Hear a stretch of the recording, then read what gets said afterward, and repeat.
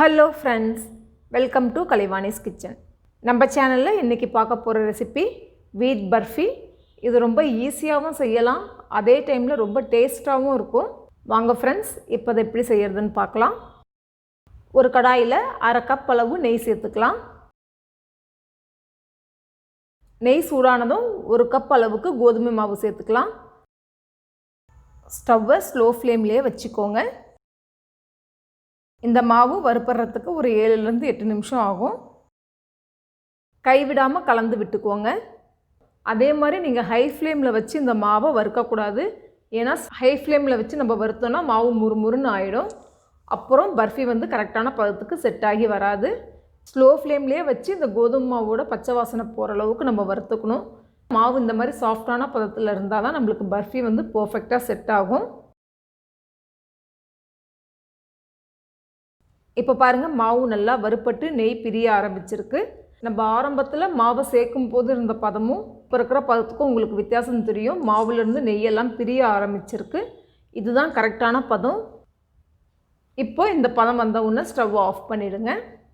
இதுல 1/2 சிட்டிகை அளவு உப்பு, 1/2 டீஸ்பூன் ஏலக்காய் தூள், 1 டீஸ்பூன் அளவுக்கு கொக்கோ பவுடர் சேர்த்துக்கலாம். இந்த கொக்கோ பவுடர் சேர்த்து செய்யும்போது நல்ல ஃப்ளேவரோட ஒரு சாக்லேட் பர்ஃபி சாப்பிட்ற மாதிரி இதோட டேஸ்ட் வந்து நல்லா இருக்கும். ஆனால் இந்த கோகோ பவுடர் ஆப்ஷனல் தான், அது இல்லாமலேயும் செய்யலாம். நான் ஜஸ்ட் ஒரு ஃப்ளேவருக்காக இதை ஆட் பண்ணியிருக்கேன். இப்போ இதை நல்லா மிக்ஸ் பண்ணிவிட்டு ஒரு பவுலுக்கு ட்ரான்ஸ்ஃபர் பண்ணிடலாம். இதை நல்லா ஆற வச்சுக்கலாம். நடுவில் ஒரு தடவை மிக்ஸ் பண்ணி விட்டுருங்க. ஃபெஸ்டிவல் டைமில் செய்யக்கூடிய ஒரு ஸ்வீட் ரெசிபியாகவும் நம்ம இதை செஞ்சுக்கலாம். ரொம்ப ஈஸியாகவும் செய்யலாம், அதே டைமில் ரொம்ப டேஸ்ட்டாகவும் இருக்கும். இப்போ மாவு நல்லா ஆறின பிறகு 1/2 கப் அளவுக்கு பொடிச்ச சர்க்கரை சேர்த்துக்கலாம். நீங்கள் 1/4 கப் அளவு சுகரை மிக்சியில் போட்டு பவுடர் பண்ணிங்கன்னா 1/2 கப் அளவு பவுடர் சுகர் கிடைக்கும். மாவு சூடாக இருக்கும் போது இந்த சுகர் பவுடரை சேர்க்கக்கூடாது. நம்ம இந்த சுகர் பவுடரை சேர்க்கும் போது மாவு வந்து நல்லா ஆறி இருக்கணும். இப்போ இந்த பவுடரையும் சேர்த்துட்டு நல்லா மிக்ஸ் பண்ணிக்கலாம். இப்போ பாருங்கள், இலகன பதத்தில் இருந்த மாவு இப்போ நல்லா கெட்டிப்பட்டுருச்சு. இப்போ ஒரு பாத்திரத்தில் பட்டர் பேப்பர் போட்டு நெய் தடவி வச்சுருக்கேன். இப்போ நம்ம ரெடி பண்ணி வச்சிருந்த மாவை இதில் ட்ரான்ஸ்ஃபர் பண்ணிடலாம். நீங்கள் டப்பர்வேர் பாக்ஸோ இல்லை ஸ்டீல் பாக்ஸ் இதில் வேணுன்னா கூட நெய்யை தடவிட்டு பர்ஃபியை ரெடி பண்ணிக்கலாம். ஒரு பிளேட்டில் கூட நீங்கள் செட் பண்ணி கட் பண்ணிக்கலாம். நல்லா அழுத்தி விட்டு ஷேப் பண்ணிக்கோங்க. நீங்கள் வேணுன்னா ஸ்பூன் கூட யூஸ் பண்ணிக்கலாம். கையால் ஷேப் பண்ணாலே நல்லா செட் ஆகிடும். எல்லா பக்கமும் ஒரே லெவலாக இருக்கிற மாதிரி லெவல் பண்ணிவிடுங்க. ஒரு 15 நிமிஷம் மூடி வச்சிடலாம்.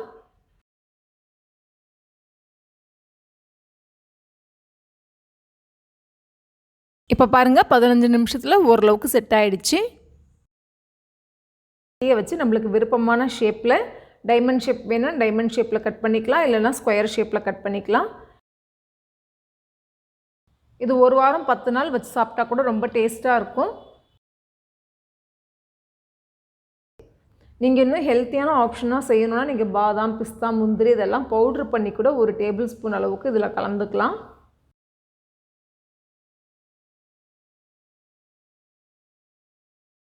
இந்த பர்ஃபி சாப்பிட்றதுக்கு ரொம்பவே டேஸ்ட்டாக இருக்கும். குழந்தைங்களுக்கும் ஒரு ஹெல்த்தியான ஸ்நாக்காக நம்ம இதை செஞ்சு கொடுக்கலாம். இந்த மாதிரி முந்திரியை மேலே வச்சு அலங்கரிச்சிக்கலாம். இப்போ இதை மூடி 30 நிமிஷம் ஃப்ரிட்ஜில் வச்சு எடுத்துக்கலாம். ஃப்ரீசரில் வைக்கக்கூடாது. அதே மாதிரி 30 நிமிஷத்துக்கு மேலே வைக்க வேணாம், இது ரொம்ப சீக்கிரமாகவே செட் ஆகிடும்.